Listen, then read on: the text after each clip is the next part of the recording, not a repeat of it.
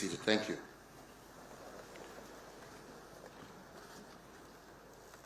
Your Excellency Yoweri Kaguta Museveni, President of the Republic of Uganda, Your Excellency President Paul Kagame, President of the Republic of Rwanda,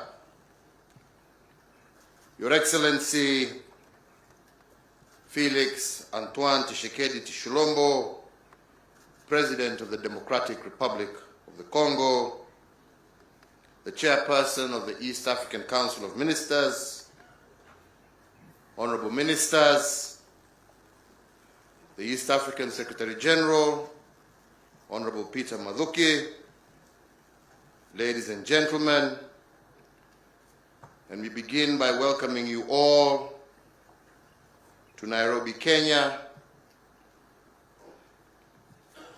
And at the foremost, I take this opportunity to welcome my brothers, President Museveni and President Kagame, for finding time off their busy schedules to join us today to witness this momentous occasion, the accession of the Democratic Republic of the Congo to the East African community.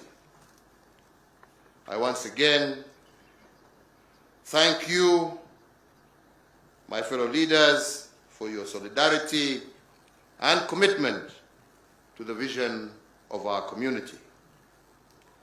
Your Excellencies, ladies and gentlemen, today's event is truly historic. The signing of the Treaty of Accession by the Democratic Republic of the Congo marks the formal entry into the East African community, having satisfied the conditions set under Article 3 and 4 of our treaty, and following its admission during our virtual extraordinary summit held on the 29th of March this year. And to get to this point, it has taken strong leadership, a commitment to the ideals of the East African Community integration agenda, and a clear understanding of the shared benefits that come from working together. In this context, I recognize our elder brother, His Excellency Yoweri Kaguta Museveni, for the zeal with which he galvanized support from member states for the DRC to join the East African community. We have already begun to realize the promise of the East African community. The free movement of people, goods, and service across the community has boosted trade and strengthened people-to-people ties, thus enabling us to harness the comparative strength of each member state for the benefit of all, and to confront and solve problems together. Your Excellencies, ladies and gentlemen, the accession of the DRC as a member of the East African community will even more elevate these gains, and more importantly, it will strengthen our economic muscle and competitiveness in the continent as well as globally. To my brother and friend, President Tshisekedi, and to the people of the Democratic Republic of the Congo, we welcome you to the East African Community Customs Union and the East African Community Common Market. These two are the signature pillars of our community and the foundation upon which the social, political, trade, investment, and economic interests stand. In the coming days, our ministers and technical experts will indeed move with speed to integrate the DRC into the organs of our community. We have in this context ongoing integration tasks in all sectors.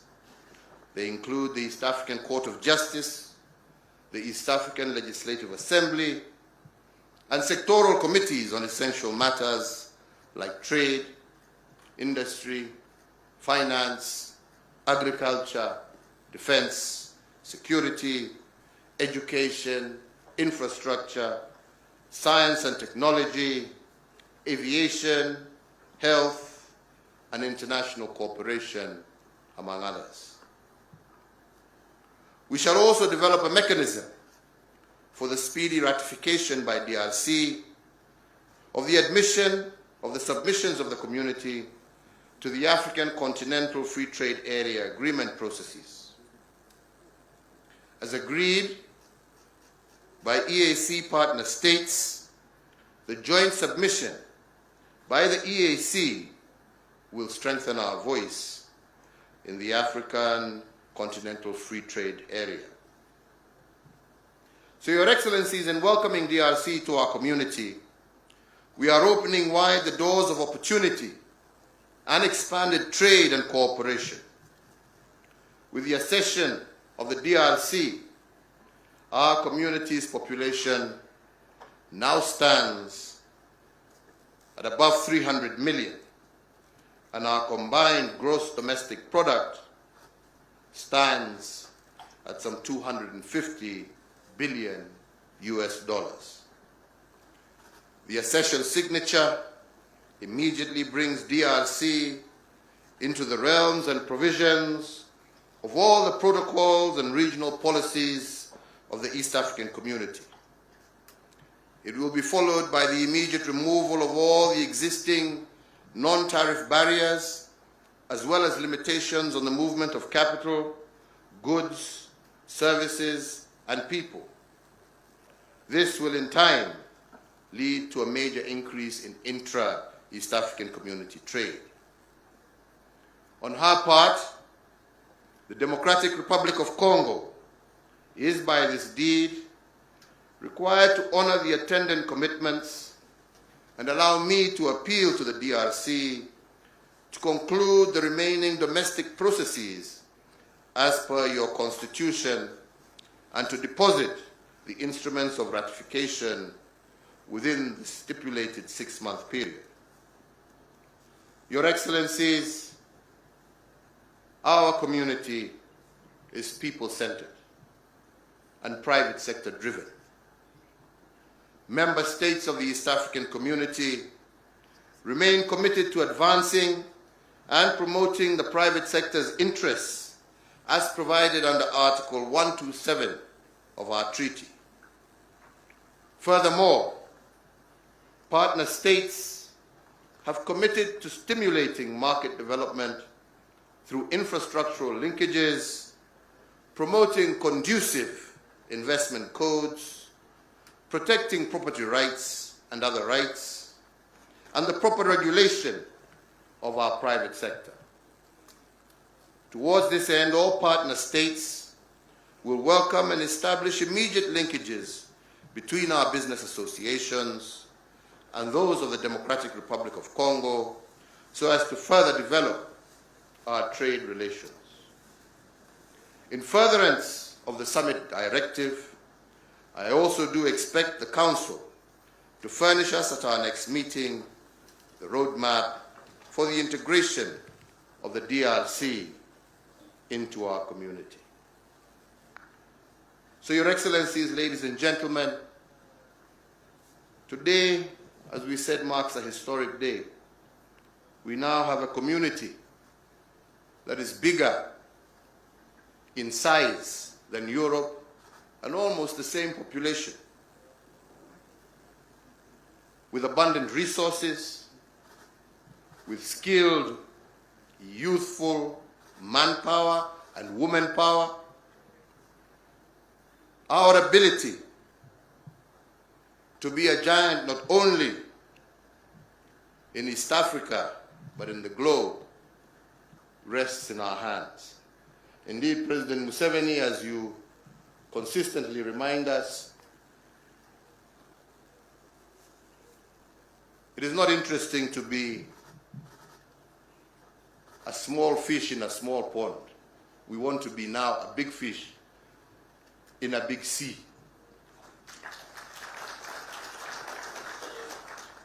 And this we can be, and all we need to do is to work together as leaders, work together first and foremost for the peace and security that leads to the stability that we need in order for us to develop the prosperity that lies ahead for all of us. Less noise, more work, more opportunity, more prosperity for our integrated region, and I am sure that together with my colleagues, this shall be our driving agenda. We have more in common than the Europeans do. This is a fact. We share common languages, we share common culture. The only thing that divided us were the colonial boundaries. You go to France and you go to wherever, you go to Europe, they are fighting over 20 different languages. Here we're in agreement. Our language is Swahili.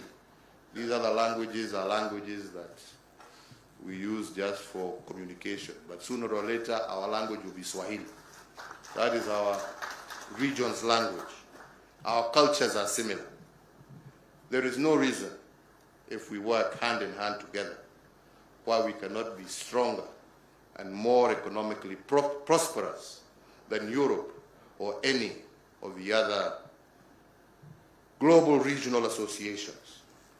It is on us and the work that we do together and the support that we give each other.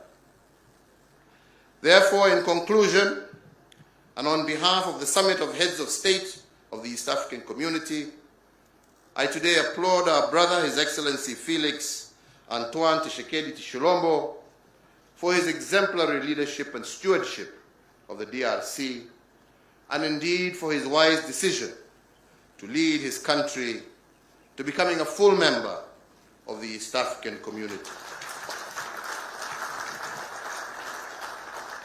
Congratulations, dear brother, for leading the DRC to this milestone, and I hope to welcome you soon to our next ordinary summit as a full member.